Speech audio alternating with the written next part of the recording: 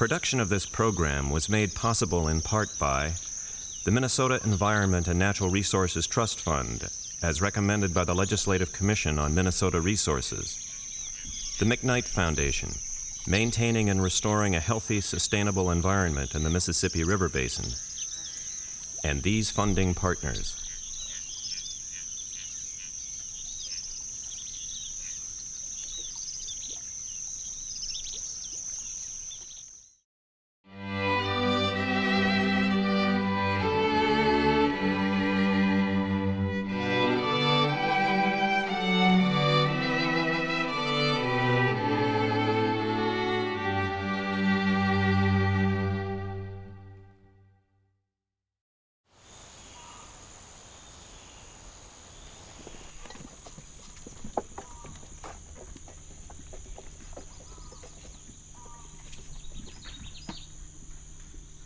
In the summer of 1936, a University of Minnesota graduate student named Raymond Lindeman began an ecological study of a small lake near Cambridge, Minnesota. It was a heroic effort. Blind in one eye and fighting a debilitating liver disease, Lindeman turned to his new wife, Eleanor, for help.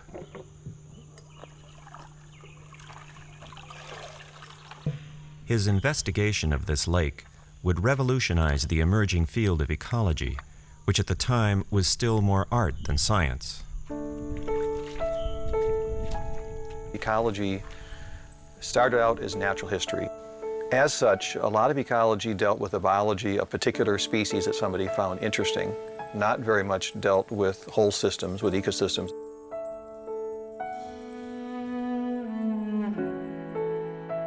In the 1930s, researchers like Aldo Leopold and Sigurd Olsen were moving toward an understanding of ecosystems.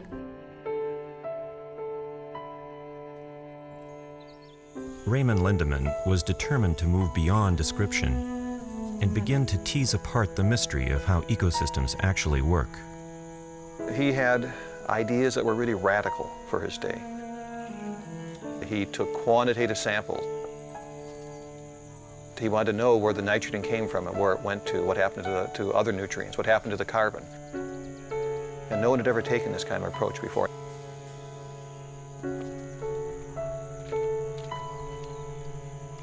For more than 5 years, the couple collected countless samples of water, plants, microscopic organisms, worms, crustaceans, and fish.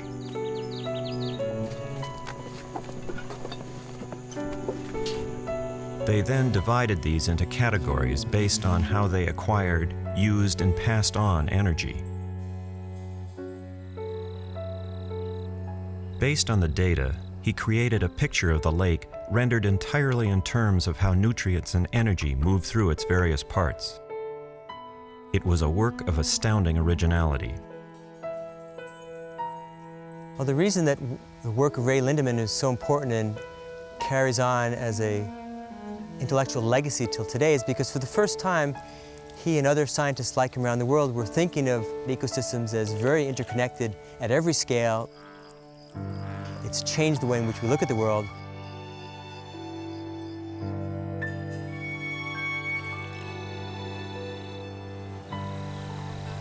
By examining in its entirety the food web of one small place, Lindeman unlocked the door to the inner workings of ecosystems.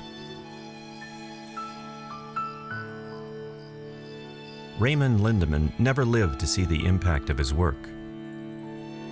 He died at the age of 27, just months before the journal Ecology published his research on Cedar Bog Lake. And though his findings essentially jump-started the field of modern ecology, his contribution was barely felt in the world at large.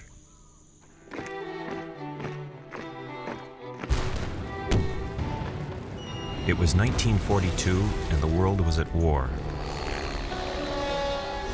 New technologies developed in the war effort, coupled with a sharp rise in consumer demand in the post-war years, would unleash a period of unparalleled changes in the land.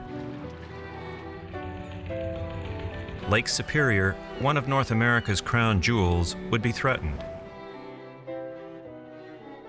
And with a boom in population, cities would spread out across the Minnesota landscape.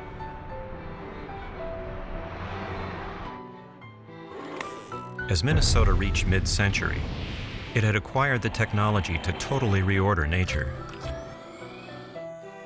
But it would be decades before Ray Lindemann's revolutionary ideas would enable us to understand the consequences.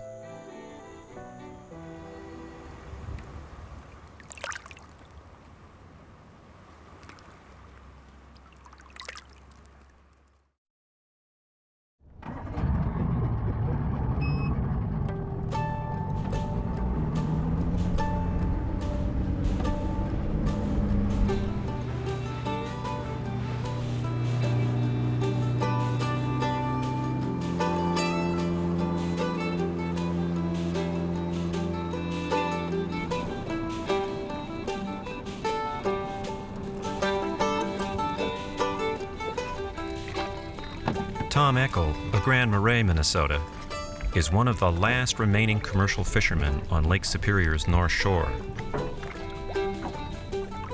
He goes out every morning with his assistant, Chris Conlon, to fish for lake herring.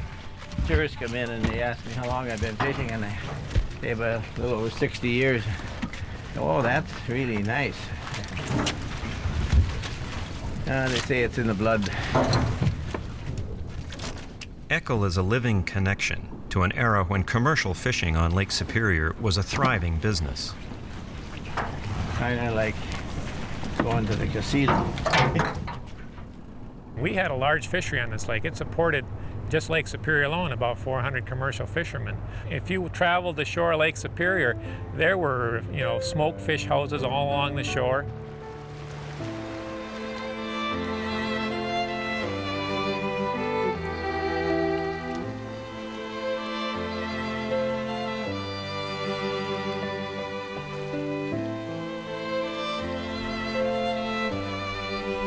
Today, the few remaining fish houses lie in ruins.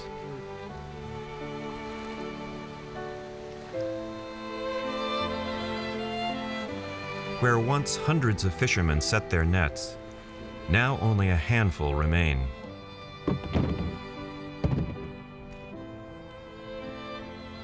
There was a rich resource here, much richer than it is today.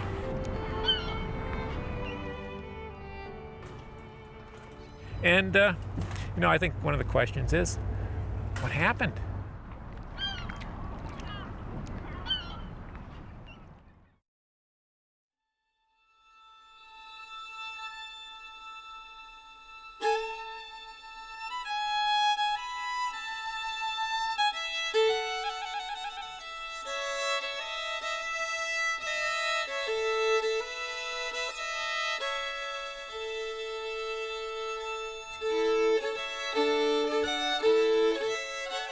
In the 1870s, the rugged north shore of Lake Superior looked like home to a new wave of immigrants from Norway and Finland. Settling in isolated villages along the lake, many continued the subsistence fishing they had practiced in Europe. What began as a cottage industry grew quickly into a bustling enterprise.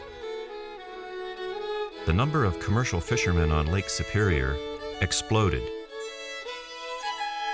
And the fish they all wanted most was whitefish.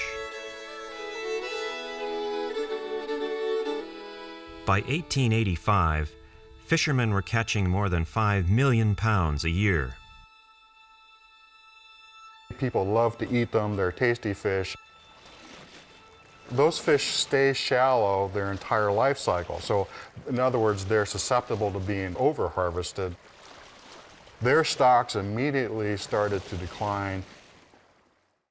The reason that these fish were over-harvested has nothing to do with the fact that these were bad people who were out to get what they could and get out of there. They were just basically fishing the way they grew up. You went out, you harvested until it wasn't there anymore, then you moved on to another spot. You really didn't know whether fish came back or not. In the opening years of the 20th century, the yearly catch of whitefish was plummeting. and fishermen began turning to another species, Superior's lake trout.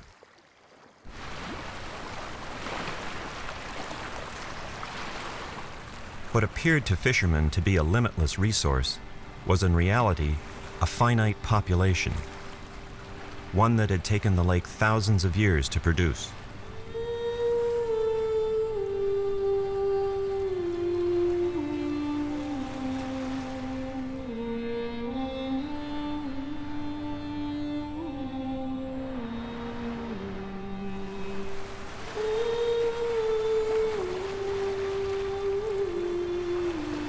I like to think of the lake as being big, bold, and cold.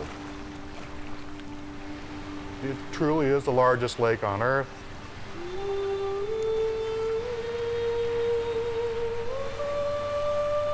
The weather patterns that exist on the lake can have very significant impacts on the ecosystem. It's very deep. More than 80% of the lake is deeper than 300 feet, and it can plunge to depths of more than 1,000 feet. And probably the most fundamental difference between Lake Superior and the other Great Lakes is that it's cold. And that sort of sets the stage for what kind of fish can live there.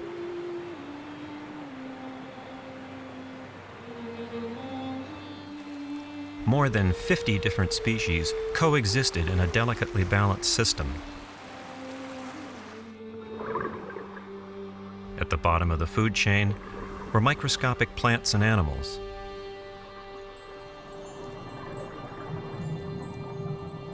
These supported a host of smaller fish like herring, whitefish, and minnows.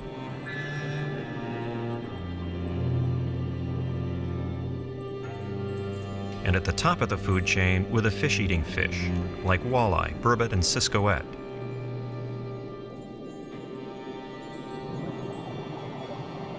But the king was the lake trout. Growing to more than 5 feet in length and weighing more than 60 pounds, they could live up to 50 years. As Lake Superior's top predator, the lake trout played a central role in maintaining the health of the entire food chain.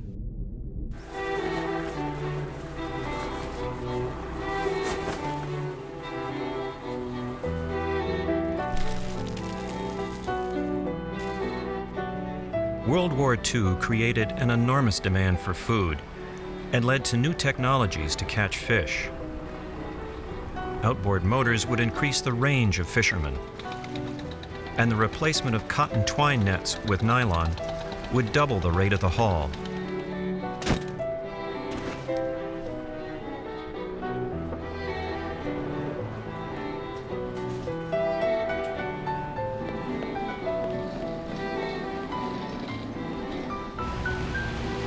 By the 1940s, fishermen found it increasingly difficult to locate abundant stocks of lake trout. At the same time, the arrival of an exotic species pushed populations past the tipping point.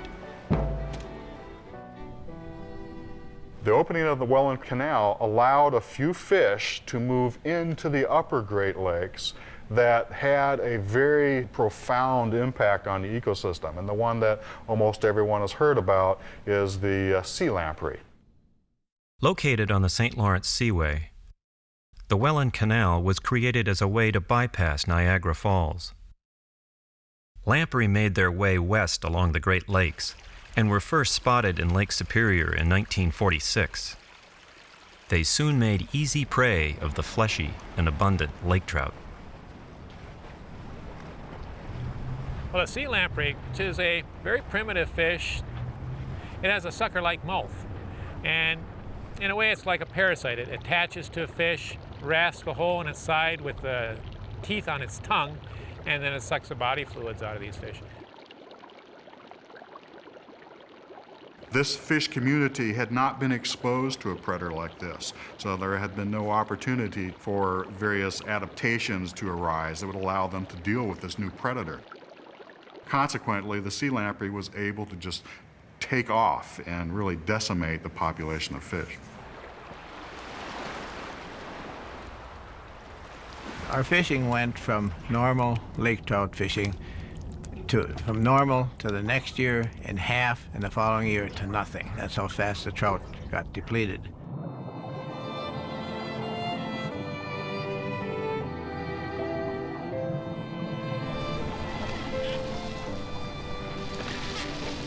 The loss of Superior's top predator, the lake trout, undermined the entire ecological community.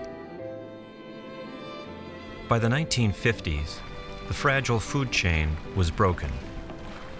And with this came the end of a way of life for North Shore fishermen.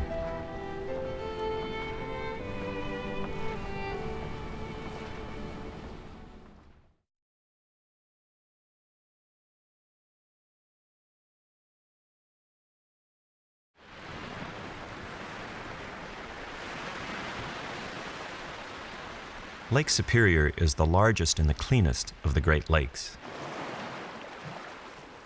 But beginning in the 1950s, the purity of the lake would be threatened. Among the first to notice were North Shore fishermen. My uncles complained about the dust or dirt in their nets at Castle Danger about 1958, 59. They realized that something was happening to the lake after the taconite tailings began being dumped in the lake.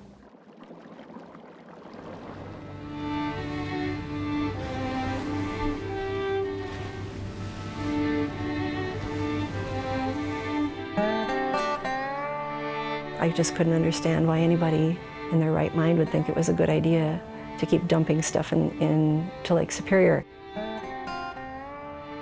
The fight to stop reserve mining's pollution of Lake Superior marked an early and important battle in the environmental movement of the 1960s and 70s.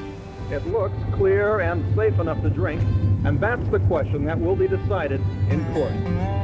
Martin Jacobs, Channel 5 News, Silver Bay, Minnesota. In a divisive struggle that lasted more than a decade, Iron Range workers confronted local activists, and industry faced off against state and federal governments in a landmark federal court case.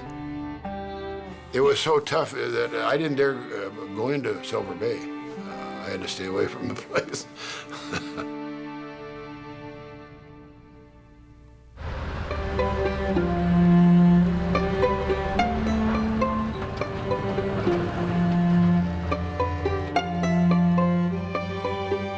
Minnesota's Iron Range provided most of the ore for the steel that helped the Allies win World War II.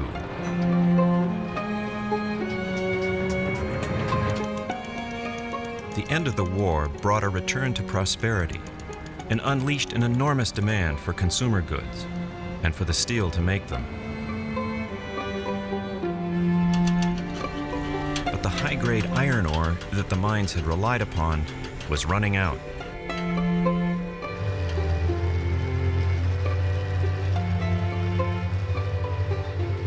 A hard rock had been found in great abundance. The rock itself was called taconite.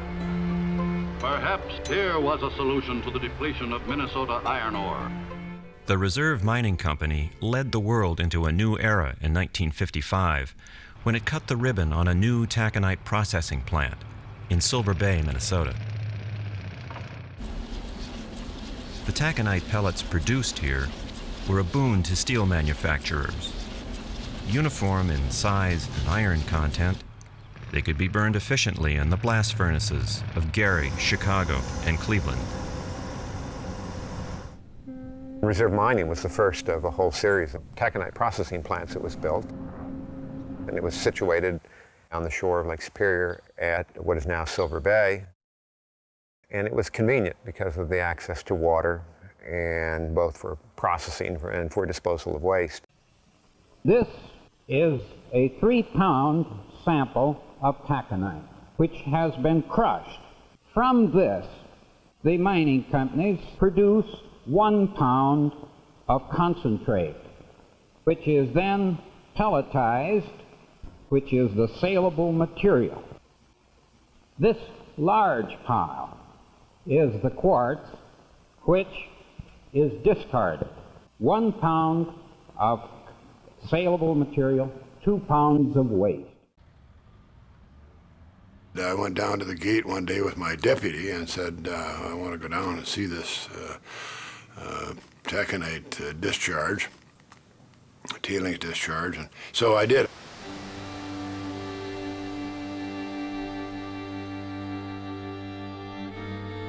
They would dump the slag or the waste right into Lake Superior through these huge launder chutes, they call them.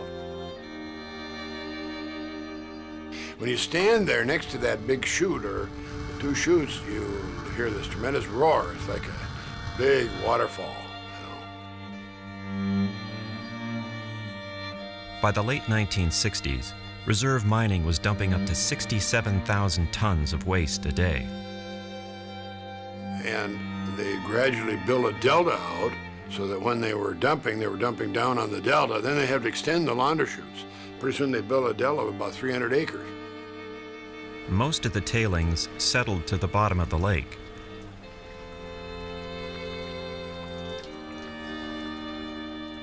But some of the waste, tiny particles known as fines, floated on the surface, creating an enormous area of cloudy water. In 1970, nearly 15 years after the plant opened, some North Shore residents began to call for an end to the dumping. Arnold Overby, a third-generation North Shore resident, was a teacher at Silver Bay High School. The old-timer said, well, you can't do anything. It's not going to work. You can't go against a big company like that. No, I was new to this. I never got involved in anything. But this is one point in life where I felt, I got to take a stand on this one. Other people, natives of the North Shore, felt the same way, and we formed the Save Lake Superior Association. They were soon joined by a student organization known as the Students for Environmental Defense, from the nearby Duluth campus of the University of Minnesota. It was a natural for a student group that was centered here in the head of the Lake Superior to take this on. Who remembers when we made these? Hundreds and hundreds and hundreds of these. Some 30 years on from their student days, the former activists remain friends.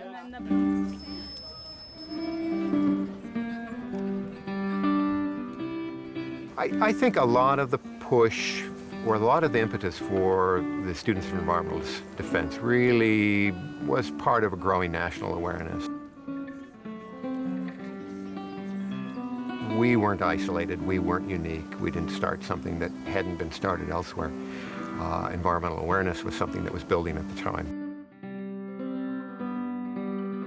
Soon, national organizations like the Sierra Club joined in the campaign to stop the pollution of Lake Superior. In response to growing concerns about the dumping, the federal government convened a series of public meetings around the reserve mining issue. At the first conference at that Hotel Duluth on Superior Street in Duluth, we had 600 people in the audience. That got covered. I remember going out to the Hotel Duluth and listening to, just being a part of that crowd of people. Again, so many people knew the facts and things like that, but going down there and just being a body saying, no, you can't keep doing this. You cannot do this. They'll not be satisfied until every company, every municipality is stopped from polluting Lake Superior. If it hadn't been for public opinion, this case never would have gotten to a lawsuit. Reserve Mining Company has no real interest in cleaning up the pollution of Lake Superior, which is going on in ever-increasing quantity. We believe that this has now become a test case. Expert testimony from the enforcement conferences showed that the waste from reserve had drifted beyond Minnesota waters. This made it a federal case. In January of 1972, the Environmental Protection Agency filed suit against Reserve Mining. Several months later, Reserve's corporate parents, Armco and Republic Steel, were ordered to join the case. This lawsuit is one of the first concerted efforts by state and federal agencies to attack a major polluter. If the environmentalists are successful in their legal fight, the case would be a milestone in future battles against pollution. In advance of the trial, Reserve Mining lobbied hard in the court of public opinion. With thousands of employees in the state, Reserve Mining wielded considerable political clout. Naturally, I am concerned with this because we have 2 cities on the North Shore of Lake Superior dependent on this facility. There are some 4,000 steel workers' jobs, and I'm willing to fight for them. Naturally, the company was using the employees as hostages, so you had jobs versus the environment. Reserve insisted that shifting to disposal on land would bankrupt the company, resulting in the closing of the plant and the destruction of the town of Silver Bay. The company, of course, wouldn't admit to any problems. They were getting by much cheaper than the other taconite companies. They had to put their tailings on land in tailings basins, and Reserve got by for years by just dumping it in public water, Lake Superior.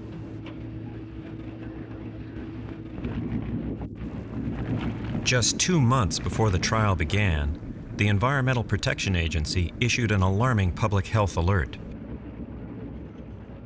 Drinking water in several North Shore communities contained fibers that looked like asbestos. The possibility that human health was threatened by the continued dumping upped the ante on an already polarized debate. This is a sample of Lake Superior water taken here in front of the Reserve Mining plant. It looks clear and safe enough to drink, and that's the question that will be decided in court.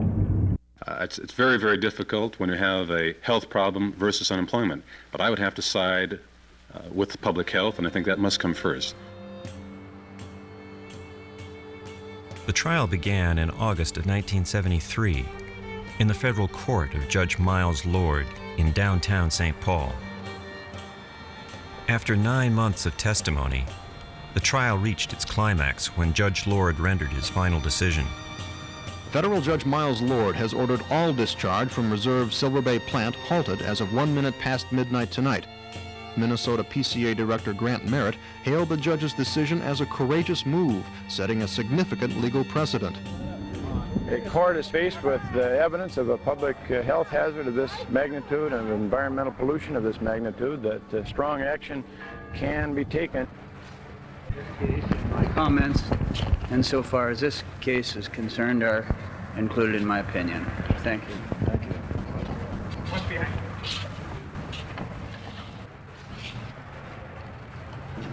But it was too early for victory speeches. Just 24 hours after Lord shut down the plant, a Circuit Court of Appeals in St. Louis reversed his decision.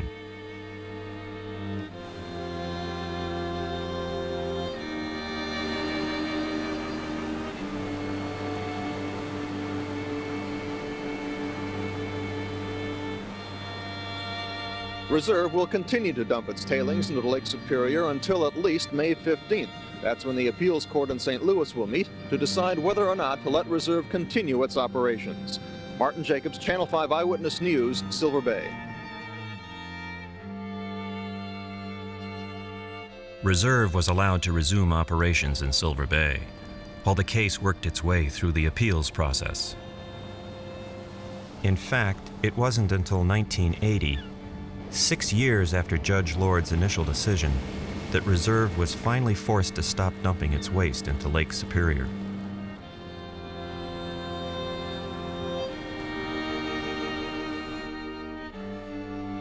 The dumping of taconite tailings on land continues to this day at a site just a few miles from Lake Superior. This area, known as Milepost 7, is not accessible by public road, so few have seen it.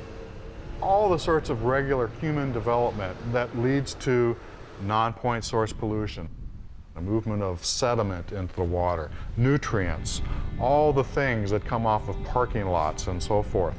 All these things can be problems.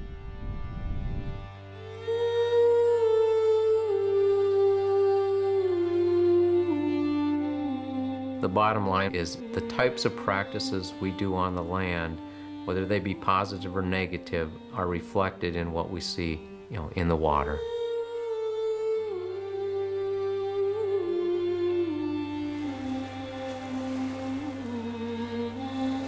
Fish biologist Don Schreiner has spent his entire career studying Lake Superior.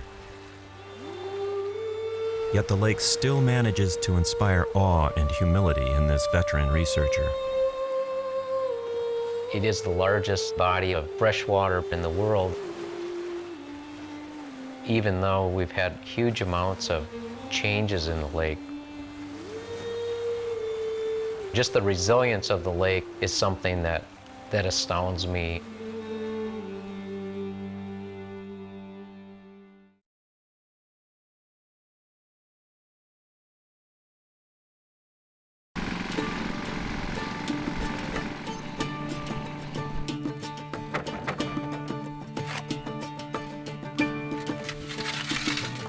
Minnesota has witnessed a boom in building during the last decades.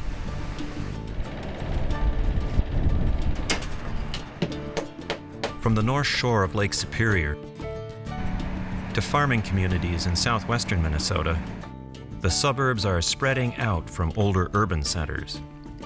But most of this suburban growth is centered around the Twin Cities. According to projections, the greater metro area will absorb another 1 million residents in the next 20 to 30 years. Most will choose to live in the suburbs. I can see a lot of people moving here. I think it's an ideal place to live. You get the 4 seasons and definitely a good community. Start out small. I'd like to build eventually. Yeah. Find an undeveloped area, maybe out in Newmarket. That's getting a little bigger now too even, but somewhere undeveloped and build. Yeah, I like the land. I want property.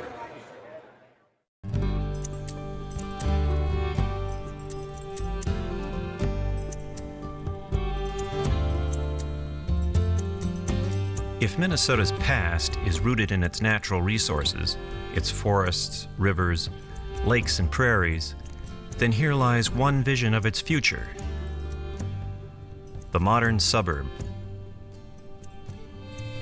One of the challenges for suburban residents, I think, is to recognize the way in which the houses they live in and the offices they work in are connected to the landscape around them. Whether you live in an urban setting, whether you live in the suburbs, we're intimately connected to our environments. Right now, when a piece of land is developed, nobody measures the cost to the quality of groundwater. Nobody measures the cost to biological diversity. So these are never measured. All we measure is the gain and the value of that piece of land. So the economics right now measures half of the equation.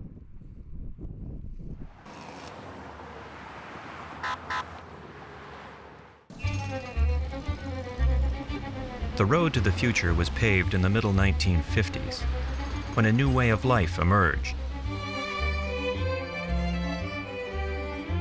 This explosion outward of the development during that period, where people were shown the opportunities of living in the suburban zone. What we call sprawl, they called good planning. And good planning meant allowing people to move to lower density, newer housing, have some employment out there. But they thought they could build a manageable metropolitan area. And I have to say that we proved them wrong. The metropolitan area of the Twin Cities grew steadily after the turn of the 19th century. But with the end of World War II and the arrival of the interstate highway system, growth exploded. Expansion quickened through the 1960s and 70s and is accelerating today. the simple question of where will we put the next million is, I think, is up for grabs.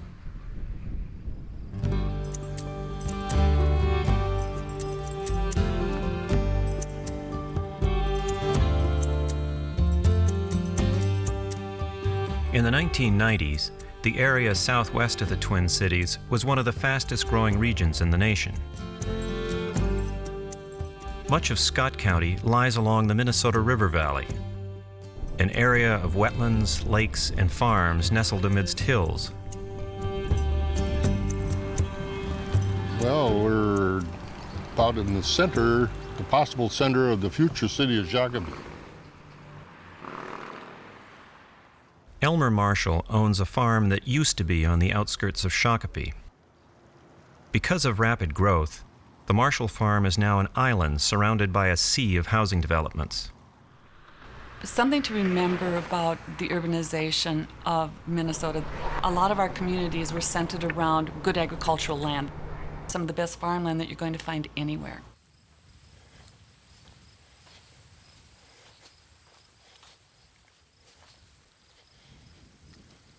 You see the organic matter in that soil, some of the most productive soil in the world. Also, it's dry in that soil surface, crumbles nicely. The people in the southeastern and southern part of the country would just about kill for that kind of soil.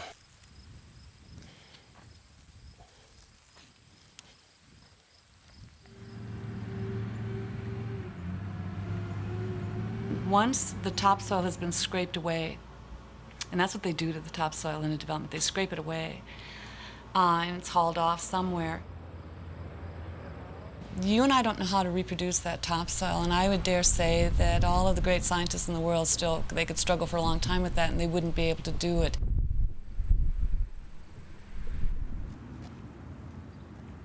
Development is becoming so strong around here that it's tough farming anymore. You can't hardly use the roads anymore with slow-moving farm machinery.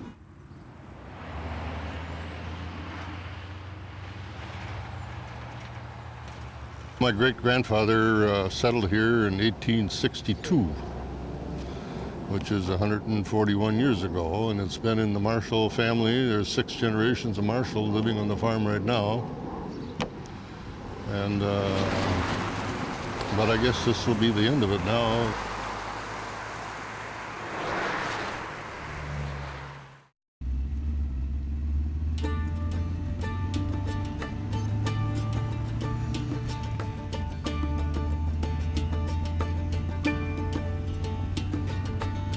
With the expansion of the suburbs has come an enormous increase in road construction.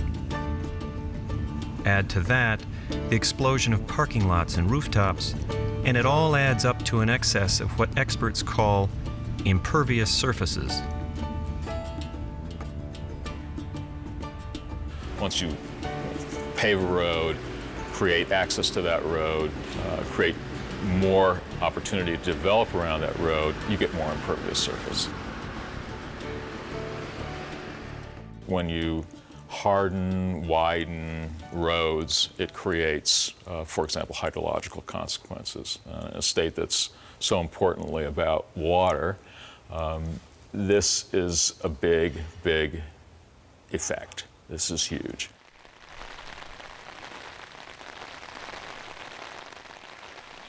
In more natural systems, rainfall is slowly absorbed by soil, wetlands, lakes, and rivers. It can take decades for rainwater to complete this hydrologic cycle. And as the water filters through the system, it's purified.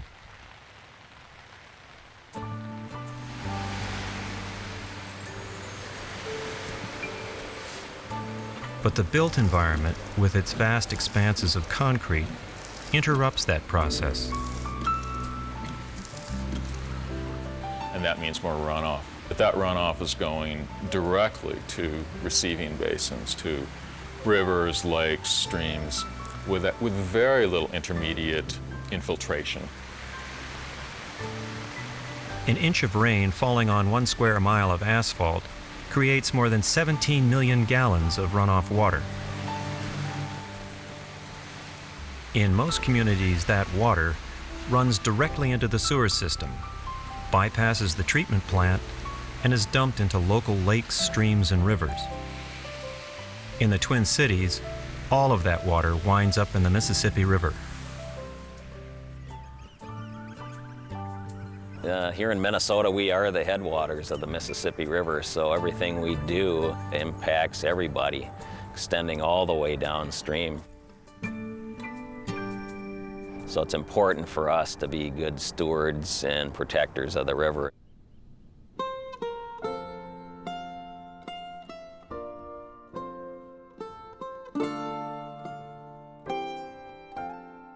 But the river is more than just its water.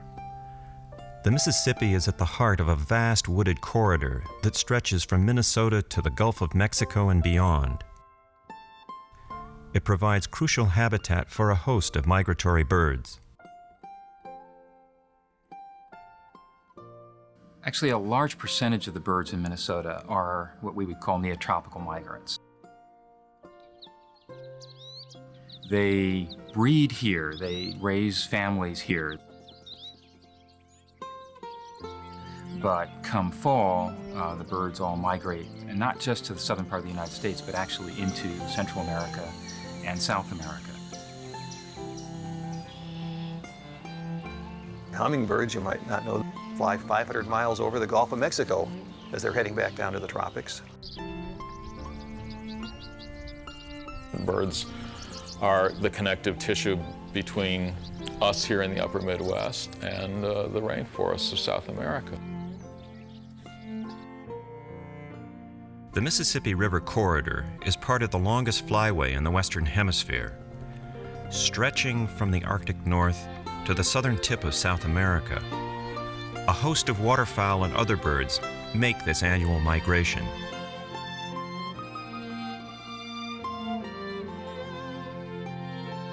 We hear frequently of species going extinct in the tropics and concerns about habitat destruction in the tropics. It's also important to recognize that we have species that breed here in Minnesota, bird species, that are threatened primarily due to our actions. That will have unforeseen consequences on the communities, the ecology of tropical forests.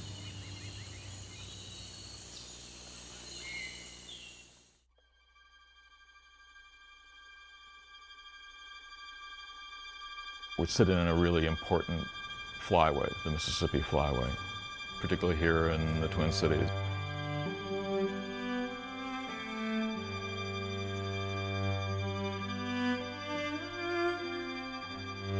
We are urbanizing this very important wooded waterway. This is a problem if, in fact, birds coming to the north for the summer do not find appropriate nesting habitat because we've essentially sprawled into the forest. A bird that might have once found it very easy to get from one part of its habitat to the next now sees houses or it sees cornfields.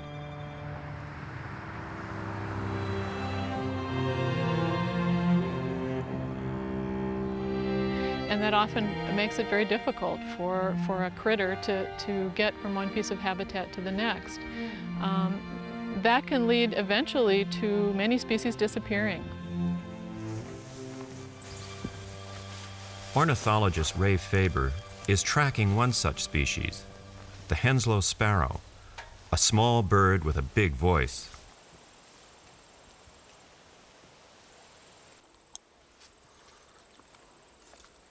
Probably 2 inches tall, although I've never measured it. 13 grams in weight, very tiny. This is an endangered species in Minnesota. It's gone down at an annual rate of 8% per year since 1966. And in recent years, it has gone down even more rapidly.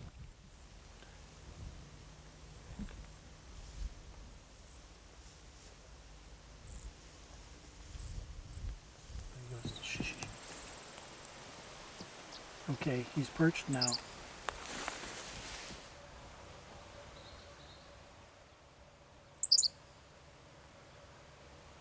Well, you might ask, you know, why should I as a citizen, why should anyone as a citizen care about the loss of biological diversity? Why should you care about some species being lost?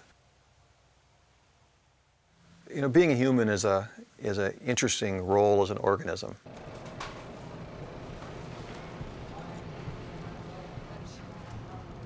Because we are so phenomenally dependent upon other species.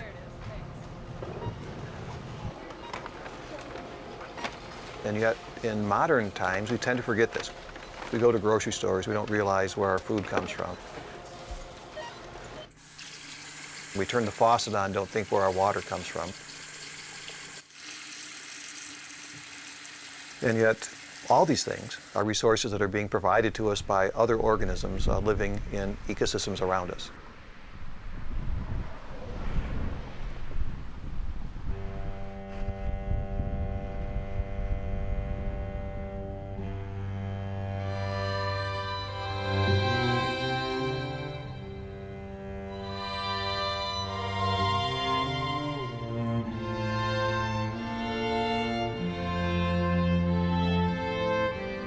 We need to remember that when a subdivision goes in, once we've scraped off the topsoil,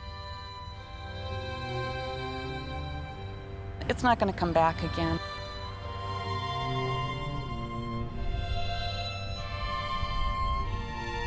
Once we change the land, subdivide it, that's the way it's going to be probably forever.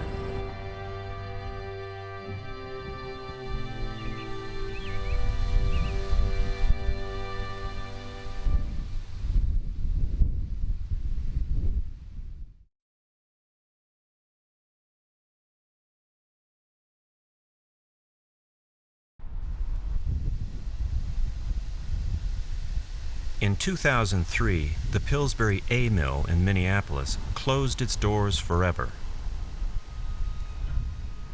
Once the largest flour mill in the world, it stood for more than a century as a symbol of Minnesota's progress. Its closing marked the end of a chapter in history, one that resulted in remarkable changes in the land.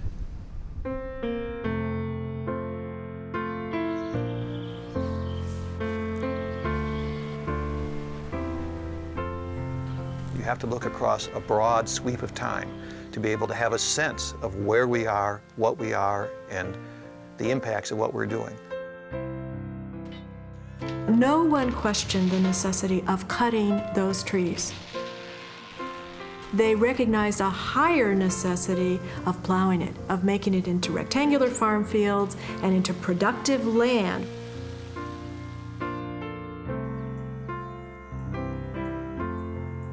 Once there were clouds of passenger pigeons. No one could believe that they could become extinct, and yet they became extinct. It's so important to know the way it was and the price that we pay if we don't pay attention. We have made a lot of mistakes in the past, and it would be wise for us to learn from those mistakes. I think in part we started to realize what we were losing. People started to value and question, perhaps the path upon which we had gone.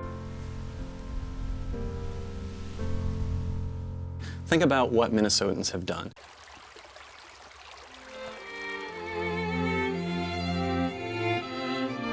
We've been able to improve the water quality of our lakes and our streams and our rivers. We've been able to preserve beautiful and important landscapes.